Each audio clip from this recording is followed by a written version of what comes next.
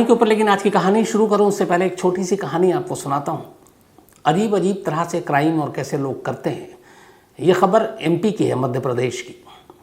एक आदमी कर्ज तले दबा हुआ था, परेशान था, पैसे कहीं से मिल नहीं रहे थे। अब उसे लगा कि कहीं से पैसे आने चाहिए, क्या करें। शराफत के रास्ते उसको कुछ पे वो चलना नहीं चाहता था, क्योंकि फटाफट पैसे कमाने के जो तरीके होते हैं वो हमेशा गलत ही होते हैं। तो इसके बाद उसने दिमाग लगाया और फिर एक साजिश रची। उसने अपनी वाइफ का इंश्योरेंस कराया, बीमा 35 लाख रुपए का, 35 लैक्स इंश्योरेंस करा लिया। इसके बाद वो अपना सोशल मीडिया पर जाता है, गूगल में सर्च करता है, किराए के कातिलों को ढूंढता है। फिर किराए के कातिल मिल भी जाते हैं। 3 लोगों से अब उसकी बातचीत होती है। इसके बाद वो उन 3 लोगों को अपनी ही बीवी की सुपारी देता है। सुपारी की रकम 5 लाख में तय हुई, लेकिन उसके पास पैसे नहीं थे। उसने 1 लाख रुपए एडवांस दे दिए उन तीनों कातिलों को किराए के, और कहा कि बाकी के 4 लाख तब देंगे जब काम हो जाएगा। काम कब? यानी जब उसकी बीवी का कत्ल हो जाएगा और इंश्योरेंस के पैसे मिल जाएंगे।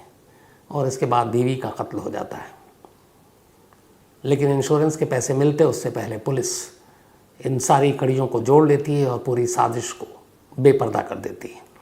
और इस तरह ना वो इंश्योरेंस के पैसे मिलते हैं, ना उसे वापस पैसे आते हैं उसके पास। बीवी भी हाथ से चली जाती है, उसकी जान चली जाती है, और वो भाई खुद भी अब जेल में। तो बुरे काम का हमेशा बुरा अंजाम होता है। अब आते हैं आज की कहानी के ऊपर।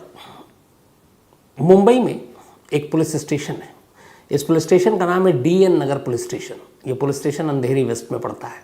अंधेरी वेस्ट आपको पता है, काफ़ी पॉपुलर इलाका है, मशहूर है, और इत्तेफाक से हमारा दफ्तर भी अंधेरी वेस्ट में मुंबई में है। इसी अंधेरी वेस्ट के इस पुलिस स्टेशन DN नगर पुलिस स्टेशन में एक असिस्टेंट सब इंस्पेक्टर तैनात हुआ करते थे। इनका नाम था राजेंद्र ढोंडू भोसले। तो राजेंद्र भोसले साहब इस DN नगर पुलिस स्टेशन में तैनात थे, और करीब 2008 से लेकर 2015 तक, आखिरी के अपने करियर के 7 सालों, जब उस पुलिस स्टेशन में आए तो हर एक पुलिस वालों को बीट के हिसाब से काम भी दिया जाता है। कुछ पुलिस वालों की इन्वेस्टिगेशन में महारत होती है, कोई किसी और काम में, कोई कोर्ट के कानून और या कोर्ट में पेशी, इन तमाम चीज़ों में। राजेंद्र भोसले की काबिलियत ये थी कि वो गुमशुदा बच्चों की तलाश के माहिर थे। जो किडनैप हो जाए या फिर बच्चे गायब हो जाए, तो उन्होंने इतने सारे केस सॉल्व किए थे कि उन्हें इसके बारे में बड़ी बारीक जानकारियाँ थी। और इसीलिए उनके सीनियर अफसरों ने कहा कि एक काम करो, असिस्टेंट सब इंस्पेक्टर भोसले को DN नगर पुलिस स्टेशन में जो भी गुमशुदगी के केस आए वही दे दो। अब भोसले साहब ने अपनी एक टीम बनाई, और इस टीम के साथ वो किडनैप हुए हुए बच्चे जो अगवा कर लिए जाते हैं या जो गुम हो जाते हैं, लापता हो जाते हैं, ऐसे बच्चों के केसेस को हैंडल करने लगे। अपने करियर के आखिरी 7 सालों में इस पुलिस स्टेशन में आने के बाद उनके पास कुल 166 केसेस आए, जो गुमशुदगी के भी थे, मिसिंग या फिर किडनैपिंग के। और अपनी टीम के साथ मिलकर असिस्टेंट सब इंस्पेक्टर भोसले ने इनमें से 165 केसेस को सुलझा दिए। या तो उन बच्चों को बरामद कर लिया, उसकी सुराग लगा लिया, पता कर लिया, और वो बच्चे अपने अपने घरों को लौट आए। इसको लेकर उनकी बड़ी तारीफ भी हुई, बड़ी शाबाशियाँ भी मिली, और एक तरह से वो मिसिंग बच्चों को ढूंढने के एक्सपर्ट्स माने गए। आखिरी के 7 साल रिटायरमेंट से पहले तक वो इसी काम में लगे रहे, और कमाल ये कि 165 केस को उन्होंने सॉल्व कर दिया। अब सिर्फ उनके पास एक आखिरी केस बचा था, केस नंबर 166, 166 नंबर केस। ये केस था एक ऐसी बच्ची का जो 2013 में गायब हो गई थी, और उसके बाद से उसका कोई सुराग नहीं मिला। 2013, 14, 15 तक थे भोसले साहब, वो इस केस पे लगे रहे, बाकी केस सॉल्व करते रहे, लेकिन केस नंबर 166 वो सुलझा नहीं पा रहे थे। उन्होंने तमाम कोशिश की, यहाँ तक कि आलम ये था कि उनका घर इस इलाके से दूर था, और वो अक्सर ट्रेन से अपने पुलिस स्टेशन आते और घर जाते। तो केस नंबर 166 कि जो बच्ची थी, जो मिसिंग थी, और उस वक्त उसकी उम्र थी करीब 7 साल, वो उसकी तस्वीर अपनी जेब में रखा करते थे। इवन जब ट्रेन में भी वो जाते, घर आने जाना होता पुलिस स्टेशन, तो ट्रेन में तमाम मुसाफिरों को दिखाते, उनसे पूछते, अपने पड़ोस में या जहाँ भी ड्यूटी के सिलसिले में जाना होता, उन लोकल लोगों से पूछते, तस्वीरें दिखाते कि इस बच्ची के बारे में कोई जानकारी, कोई सुराग। तमाम कोशिशों के बावजूद वो कामयाब नहीं हुए। 2015 आ गया और 2015 में assistant sub inspector Bhonsle retire हो गए। उनके दिल में बस एक ही ख्वाहिश थी, एक ही अफसोस था, और वो ये कि उन्होंने तमाम केस तो सुलझा लिए, केस नंबर 166 वो अनसुलझा छोड़कर जा रहे हैं, रिटायर हो रहे हैं। और यही वो चीज़ थी जिसने उन्हें एक तरह से रिटायरमेंट के बाद भी एक अफसर बनाए रखा। उन्होंने कहा कि बेशक मैं पुलिस की सेवा से रिटायर हो गया हूँ, लेकिन एक इंसान के तौर पर मैं उस बच्ची को ढूंढने की कोशिश करूँगा ताकि उसके घर वालों तक उस बच्ची को पहुँचा सकूँ। और ये वो जज्बा था कि रिटायरमेंट के बाद भी वो जहाँ जहाँ जाते उस बच्ची की तस्वीर ले जाते, उस लोगों से पूछते, उसका कोई सुराग ढूंढते। और ये सिलसिला रिटायरमेंट के आखिरी 7 सालों तक चलता रहा। वो बीच बीच में उस बच्ची के घर भी जाते, घर वालों से मिलते, उन्हें दिलासा देते कि एक दिन लौटेगी, मैं ढूंढूंगा, मैं लाऊंगा। और उनका इतना शानदार रिकॉर्ड था कि 165 केस उन्होंने सुलझाए। तो उन घर वालों को भी यकीन था कि शायद भोंसले साहब सही कह रहे हैं, वो एक दिन उनकी बेटी को ढूंढ लाएंगे। वक्त बीतता रहा। आखिरकार 2022 में करिश्मा होता है, और इसी अगस्त के महीने में, बल्कि सिर्फ 5 दिन पहले, केस नंबर 166 सुलझ जाता है। वो बच्ची अपने घर को लौट आती है, लेकिन उसके साथ आती है एक ऐसी कहानी जिसे आप सुनेंगे तो आप यकीन मानिए कहेंगे कि शायद ऐसी कहानी आपने नहीं सुनी होगी। 22 जनवरी 2013, केस नंबर 166 की पूरी जानकारी अब मैं आपको दे रहा हूँ। 22 जनवरी 2013 की तारीख थी। एक 7 साल की बच्ची जो इसी अंधेरी वेस्ट में रहती थी, बेहद गरीब घर से, लेकिन परिवार ठीक ठाक था और वो अपने बच्चों को पढ़ाना चाहता था ताकि उनका भविष्य उज्जवल हो। तो बच्ची वहीं स्कूल में, एक पास में थोड़ी दूर पर स्कूल था, उस स्कूल में पढ़ा करती थी, और उसके साथ उससे 1 साल उम्र में बड़ा उसका भाई स्कूल जाया करता था।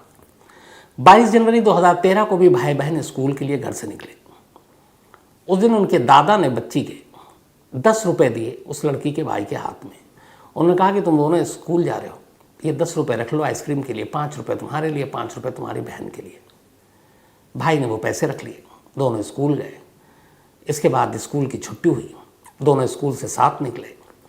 अब सड़क किनारे फुटपाथ पर दोनों भाई बहन चल रहे हैं। बाहर निकलते ही बहन ने आइसक्रीम खाने की ख्वाहिश जताई और भाई से कहा कि मेरे हिस्से के वो 5 रुपये मुझे दे दो जो दादा ने दिए। भाई ने कहा कि चल अभी देता हूँ, थोड़ा रुक जा। पर उसने कहा नहीं, मुझे तुम अभी दे दो वरना तुम दोनों आइसक्रीम खा जाओगे। अक्सर जो बच्चों में होता है। भाई ने उसको उस वक्त दिया नहीं। बहन गुस्सा हो गई। उसने कहा जाओ, मैं तुम्हारे साथ घर नहीं जाऊँगी जब तक तुम पैसे नहीं दोगे। भाई को लगा ऐसी लड़ाई पहले भी हुई थी, वो पीछे पीछे आ जाएगी। वो आगे बढ़ गया, थोड़ी दूर आगे गया, उसका पलट कर देखा तो देखा उसकी बहन उसके पीछे नहीं आ रही। अब वो परेशान हो गया, ढूंढने लगा। उसने कहा कि चलो मैं आइसक्रीम भी खिला रहा हूँ, आवाज़ दे रहा अपनी बहन को, लेकिन बहन नहीं मिल रही है। अब भाई को बड़ा डर भी लगा कि घर में क्या कहेगा, लेकिन वो भागता है, तमाम ढूंढने के बावजूद घर पहुँचता है और घर वालों को सारी बात बताता है। घर वाले समझते हैं कि कहीं नाराज़ होकर आसपास में छुपी बैठी होगी। वो उसे ढूंढते हैं, तलाश करते करते शाम हो जाती है। शाम तक वो बच्ची मिलती नहीं, ऐसा इससे पहले कभी हुआ नहीं। अब घर वालों को फिक्र होने लगी और इसके बाद पूरा परिवार डीएन नगर पुलिस स्टेशन पहुंचता है और वहां जाकर इस बच्ची की गुमशुदगी की रिपोर्ट लिखा देता है। डीएन नगर पुलिस स्टेशन में उस वक्त assistant sub inspector Rajendra डोंडू Bhosle इस काम के लिए माहिर माने जाते थे। उनके पास फिर एक केस आया, एक गुमशुदा बच्ची का। उन्होंने घर वालों को दिलासा दिया, उसके बाद अपनी तफ्तीश शुरू की। भाई का बयान लिया, भाई ने पूरी कहानी बताई। उस पूरे स्कूल से घर के रास्ते और आसपास के जो सारे रास्ते थे उन पर पुलिस ने अपनी छानबीन की, लोगों से पूछा, तस्वीरें दिखाई, कोई जानकारी नहीं मिली। धीरे धीरे वक्त बीतता गया, सारे केस सुलझते गए। फिर 2015 में भोंसले साहब रिटायर हो गए, पर बच्ची मिली नहीं। इधर घर वालों का रो रो कर बुरा हाल। इकलौती बेटी थी, और सब उसे बहुत प्यार करते थे, ख़ासतौर पर उसके दादा, उसका भाई भी, माँ बाप भी। अब हर पल हर दिन उनके लिए एक पहाड़ जैसा था। दर दर भटक रहे थे, अपनी बेटी को ढूंढ रहे हैं, अपनी पोती को ढूंढ रहे हैं, वो अपनी बहन को ढूंढ रहा है, लेकिन कोई सुराग नहीं मिल रहा है। धीरे धीरे वक्त बीता। इस दौरान में बहुत सारे जो सोशल ऑर्गेनाइजेशन है वो भी सामने आए, इलाके में जो लोग काम करते हैं, कई ऐसे NGOs भी आए। सोशल मीडिया पे भी इस बच्ची की तमाम जानकारियाँ दी गई। बहुत सारे लोग इस बच्ची की तलाश में जुटे, पोस्टर पंफलेट सारे चिपकाए गए और बहुत सारे ऐसे स्वयंसेवक वहाँ पर आए। उन्होंने कहा कि इस बच्ची को ढूंढने में मदद करते हैं। फिर सोशल मीडिया इतना ज़्यादा वो था, उस पर गूगल से लेकर फेसबुक तमाम जगहों पर उस बच्ची की जानकारी डाली गई, लेकिन कोई सुराग नहीं मिला। इसी दौरान अब लगभग 9 साल बीत चुके थे। 4 अगस्त 2022 की तारीख आ गई। ये वो तारीख थी जो इसमें करिश्मा हुआ। 4 अगस्त की बात, 2022 शाम के करीब 7:30 बजे थे। एक इसी अंधेरी वेस्ट में एक शख्स रहता था जो समाज सेवा का काम करता था। उसका नाम है मोहम्मद रफ़ीक। मोहम्मद रफ़ीक के मोबाइल पे एक कॉल आता है। वो कॉल उठाता है, सामने से एक लड़की की आवाज़ आती है। वो लड़की कहती है कि आपका नाम रफ़ीक है और आप ऐसे ऐसे एक संगठन से जुड़े हैं जो लोगों की भलाई के लिए काम करता है। वो कहता हाँ। वो लड़की कहती है कि आप किसी ऐसी बच्ची की भी तलाश कर रहे हैं जिसको गुम हुए हुए 9 साल हो गए हैं, जिसका ये नाम है, जो अंधेरी वेस्ट में रहती है। रफ़ीक कहता हाँ। तब उधर से आवाज़ आती है कि ठीक है, मैं अब आपको वीडियो कॉल कर रही हूँ, आप वीडियो कॉल पे आइए। वो फ़ोन कट जाता है, दोबारा वीडियो कॉल किया जाता है। अब रफ़ीक वीडियो कॉल पे है, उधर से दूसरी लड़की वीडियो कॉल पर है और वो कहती है कि अब मैं आपको एक लड़की को दिखा रही हूँ, आप ज़रा देख कर बताइए कि क्या आप इसी को तलाश कर रहे हैं। रफ़ीक उस लड़की को देखता है और चौंक उठता है। अक्लमंदी ये करता है कि उस वीडियो कॉल की स्क्रीनशॉट ले लेता है, उस बच्ची की तस्वीर। कहता है फिर कहाँ हो तुम लोग, पूरा पता पूछता है, नोट करता है। फ़ोन काटने के बाद रफ़ीक सीधे भागता है उस बच्ची के घर पर, उसके माँ बाप के पास जाता है और जाने के बाद वो जो स्क्रीनशॉट लिया था उसने, वो वीडियो कॉल का, वो उस बच्ची के माँ बाप को दिखाता है। माँ फ़ोटो देखते ही रोने लगती है, कहती यही हमारी गुड़िया है। गुड़िया उसका असली नाम नहीं है क्योंकि वो नाबालिग है, इसलिए मैं नाम बता नहीं रहा हूँ। माँ बाप देखते ही, अब ये खुशी के आंसू थे या फिर क्या थे नहीं मालूम, लेकिन वो रोने लगते हैं। रफ़ीक को यकीन हो गया कि ये वही बच्ची है जिसको हम लोग 9 साल से तलाश कर रहे हैं। इसके बाद अब रफ़ीक माँ बाप को लेकर फ़ौरन DN नगर पुलिस स्टेशन जाता है। DN नगर पुलिस स्टेशन में ये केस हर एक की ज़ुबान पर था। चूँकि भोंसले साहब रिटायर होने के बाद भी अक्सर थाने आते और इस केस की भी जानकारी लेते थे, अपडेट लेते थे। इसी दौरान में किसी ने भोंसले साहब को ही फ़ोन किया। DN नगर पुलिस को पता चला। पुलिस फ़ौरन हरकत में आई। परिवार को लेकर रफ़ीक के साथ एक उसी अंधेरी वेस्ट के एक दूसरे किनारे पर, एक दूसरे इलाके में, एक दूसरे मोहल्ले में, उस बताए हुए पते पर पहुंचती है। वहां जाने के बाद दरवाज़ा खटखटाया जाता है। एक बच्ची बाहर निकलती है। बच्ची को देखते ही जो माँ थी वो बदहवास और रोने लगती है और बच्ची भी बस कुछ सेकंड के लिए पहले तो माँ को पथराई नज़रों से देखती है और फिर अचानक वो चीखते हुए जाकर उस औरत से गले लग जाती है और वो माँ माँ करने लगती है। बच्ची भी अपनी माँ को पहचान चुकी थी, माँ अपनी बेटी को पहचान चुकी थी। तब तक फिर पिता भी आ गए, भाई भी आ गए, सारे लोग आ चुके थे और सभी एक दूसरे को पहचान चुके थे। अब ये तय हो गया कि ये वही बच्ची है जो 22 जनवरी 2013 को गायब हुई थी। अब उसके बाद उस बच्ची को पुलिस स्टेशन लाया जाता है, माँ बाप के साथ कागजी कार्रवाई होती है और फिर उस बच्ची को उसके माँ बाप को सौंप दिया जाता है। ये कहानी का एक पार्ट है। अब सवाल ये है कि 9 साल के बाद ये करिश्मा हुआ कैसे, वो बच्ची मिली कैसे। 7 साल की गुम बच्ची अब 16 साल की हो चुकी थी। तो ये पूरी कहानी भी सामने आई और इस कहानी के सामने आने की वजह थी एक शख्स जिसका नाम था हैरी जोसेफ डिसूजा, उम्र 50 साल, जो इस वक्त DN नगर पुलिस स्टेशन की हिरासत में है। कहानी ये थी कि 22 जनवरी 2013 को जब भाई बहन स्कूल से निकले, दादा के 10 रुपये में से 5-5 रुपये का हिस्सा होने लगा। बहन ने कहा वो मुझे 5 रुपये दे दो मेरे हिस्से के, मैं आइसक्रीम खाऊंगी। भाई ने इनकार किया और बहन रूठ गई और वो भाई से पीछे पीछे चलने लगी, रुक गई। भाई को लगा वो आएगी, भाई आगे बढ़ गया और बस इसी पल ये जो शख्स था हैरी जोसेफ डिसूजा, ये सब कुछ देख रहा था और वो बच्ची के पीछे पीछे चल पड़ा। वो ये भी सुन चुका था कि बच्ची आइसक्रीम मांग रही है भाई से, भाई पैसे नहीं दे रहा है। भाई अब आगे था, बहन अकेली थी।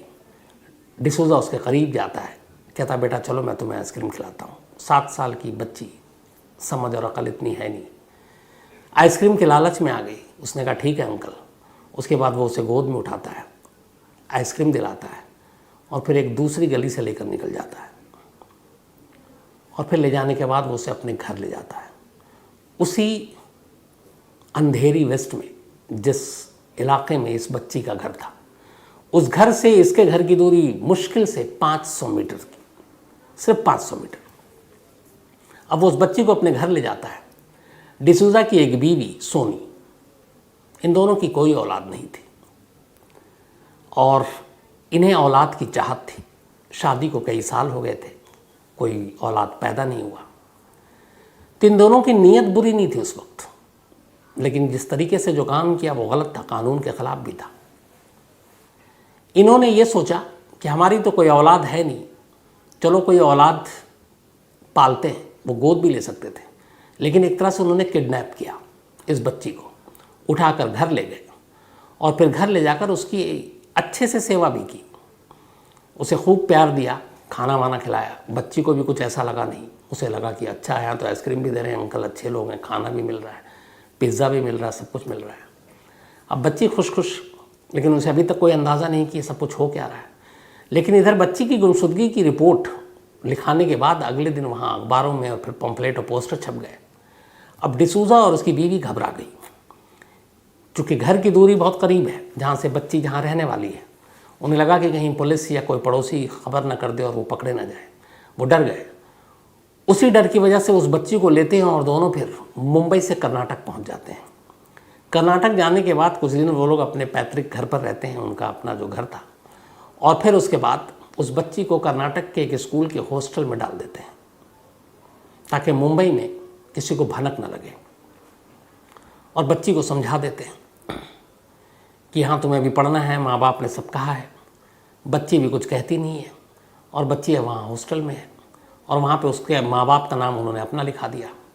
और उसके बाद फिर वो वहाँ कुछ वक्त तक रहते हैं, फिर वापस मुंबई आ जाते हैं। 2013 में बच्ची गायब हुई थी। 3 साल तक ये सिलसिला चलता रहा। 3 साल तक सब कुछ ठीक था। इन 3 सालों में उस बच्ची का उन्होंने ख्याल भी अच्छे से रखा। लेकिन 2016 में कहानी बदल जाती है। 2016 में अचानक डिसूजा और सोनी, ये दोनों एक और बेटी को जन्म देते हैं। पहली बार अपनी औलाद को जन्म देते हैं।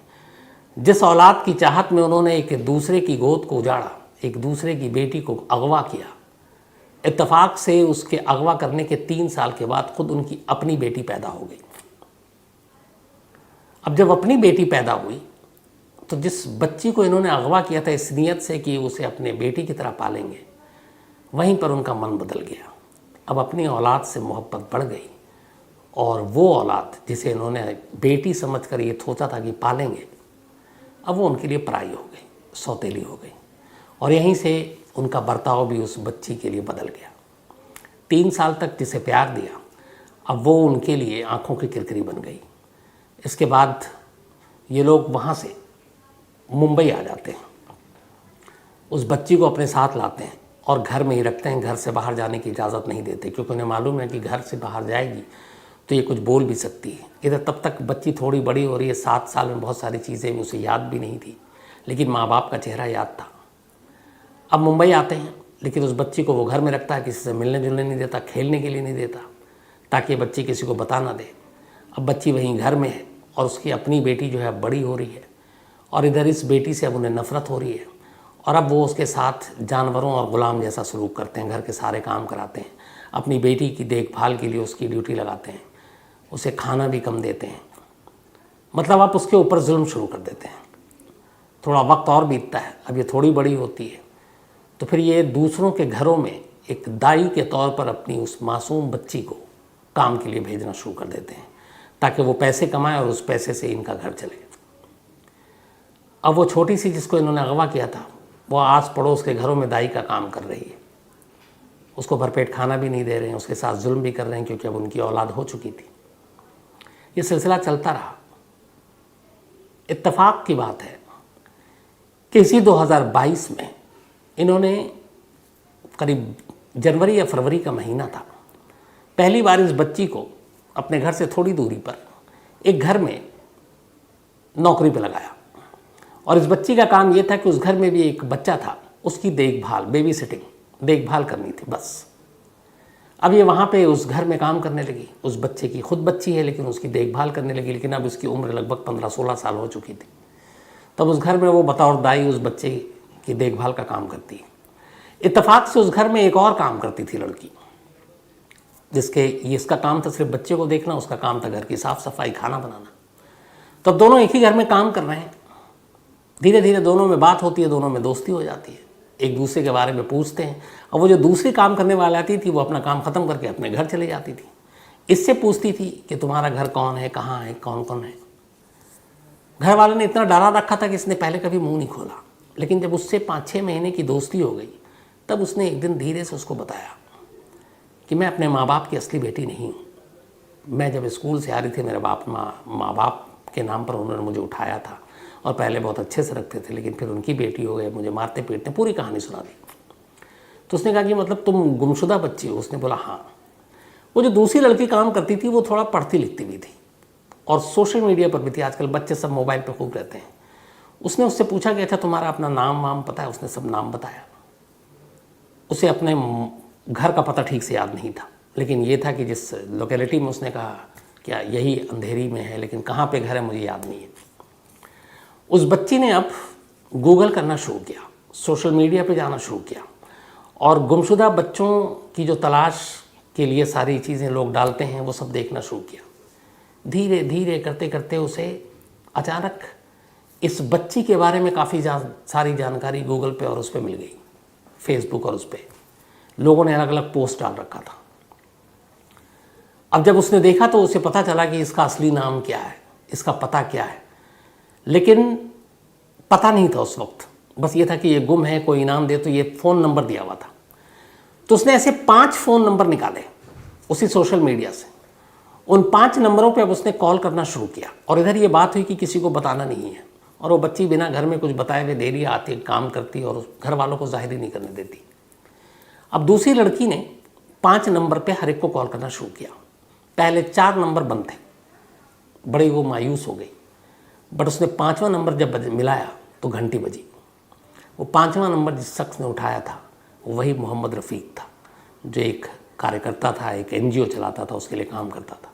उस बच्ची ने रफ़ीक को फ़ोन किया और उसने कहा कि एक 2013 में बच्ची गायब हुई थी जिसका नाम ये है, आप लोगों ने इसके बारे में डाल रखा और उसमें से एक नंबर आपका, क्या आप इस बच्ची को तलाश कर रहे हैं? रफ़ीक ने कहा हाँ हम लोग तलाश कर रहे हैं। तब उसने कहा कि 1 मिनट मैं वीडियो कॉल करती हूँ, आपको चेहरा दिखाती हूँ, आप पहचान कर बताइए। क्योंकि उस वक्त की तस्वीर एक 7 साल की बच्ची की थी, अब वो इस वक्त एक 16 साल हो चुकी थे, उसके 9 साल बीत चुके थे। उसने वीडियो कॉल करके उस बच्ची को जो अब 16 साल की हो चुकी है दिखाया रफ़ीक को। रफ़ीक उस बच्ची के नैन नक्शोलिया को देखते ही पहचान गया कि यही है और उसने फिर स्क्रीनशॉट लिया, फिर घर गया, उसके बाद पुलिस स्टेशन गया, फिर वो लोग आए और इस तरह से डिसूज़ा के घर पर जाने के बाद डिसूज़ा और उसकी बीवी सोनी, इन दोनों को पुलिस स्टेशन लाया गया। अब डिसूज़ा की अपनी बेटी 6 साल की हो चुकी थी। करीब 9 साल से गुम एक बच्ची इस तरह से बरामद हो गई, लेकिन कहानी अब भी ख़त्म नहीं हुई। अब वो बच्ची मिल गई, डिसूज़ा पकड़ा गया, डिसूज़ा के और उसकी बीवी के ऊपर किडनैपिंग के केस लगे और बाकी चार्जेस लगे। अब कायदे से दोनों को गिरफ्तार होना था, पर पुलिस ने सिर्फ डिसूज़ा को गिरफ्तार किया, DN नगर पुलिस ने सोनी को छोड़ दिया। केस दर्ज किया है, को अक्यूज्ड बनाया है, सह आरोपी, लेकिन सोनी को अरेस्ट नहीं किया। अब यहाँ एक मानवीय पहलू देखिए, क्यों नहीं किया, जबकि जुर्म में बराबर की शरीक है, कम से कम 120B साजिश में शामिल है एक बच्ची को अगवा करने में। दलील ये थी मानवीय आधार पर कि डिसूज़ा और उसकी बीवी सोनी इनका दूर दूर तक कोई और जानने वाला नहीं है, कोई रिश्तेदार नहीं है। अब अगर माँ को जेल भेज देते हैं तो जो 6 साल की बेटी है, जो पूरी तरह से डिपेंडेंट है अपनी माँ पर, वो कहाँ जाए, क्योंकि उसे जेल में आप रख नहीं सकते बिना किसी अपराध के। तो डीएन नगर पुलिस स्टेशन ने अदालत के ज़रिए ये तय किया कि फ़िलहाल जब तक इस बच्ची का कोई सामने आकर पालने की जिम्मेदारी न ले, महफूज हाथों में वो न जाए, तब तक उसके माँ की गोद उससे नहीं छीनी जाएगी और वो बच्ची अपने माँ के साथ रहेगी। और इसीलिए माँ जेल में नहीं रहेगी, न पुलिस स्टेशन में रहेगी, वो अपने घर में रहेगी। एक माँ बाप जिसने एक दूसरे माँ बाप की गोद छीन ली, आप देखिए कि उसी माँ को उसी एक बेटी की वजह से जेल जाने से बचा लिया। जैसे बेटी वो भी थी, बेटी ये भी है। तो फिलहाल सोनी बाहर है और तलाश हो रही है कि उस बच्ची की अगर सही जगह पे कुछ उसकी गुंजाइश बन जाए, उसके पालने पोसने का इंतज़ाम, तो जो जुर्म है उसके लिए जो भी जेल और पुलिस है वो करेंगे। लेकिन फ़िलहाल सोनी बाहर है, लेकिन डिसूजा जेल के अंदर है। अब आते हैं फिर assistant sub inspector Rajendra Dhondu Bhonsle पर। जब ये सारी चीज़ें हुई, वो पुलिस स्टेशन आए, इसके बाद परिवार से मिले और फिर एक सुकून और एक इत्मीनान जो उनके चेहरे पर या भाव और ये सारी खबरों के बाद कि आखिरकार 166 केस नंबर वो सुलझ गया। उनसे किसी ने पूछा, किसी जर्नलिस्ट ने, कि आप तो 15 में रिटायर हो गए थे, लेकिन उसके बावजूद 7 साल तक आप इस केस पे क्यों लगे रहे, तस्वीर जेब में लेकर क्यों घूमते रहे इस बच्ची की। तो उन्होंने कहा कि ये सिर्फ कानून और फ़र्ज़ के लिए नहीं, बल्कि इंसानियत के लिए। तो ऐसी भी मिसालें हैं। हम लोग बहुत सारी खबरें करते हैं पुलिस और पुलिस के ख़िलाफ़, लेकिन कई पुलिस वाले ऐसे होते हैं जिनकी ऐसी कहानियाँ सुनकर सचमुच दिल से सलाम करने को मन करता है। शायद भोंसले साहब उनमें से एक ऐसे ही अफसर है। तो आज की ये कहानी थी।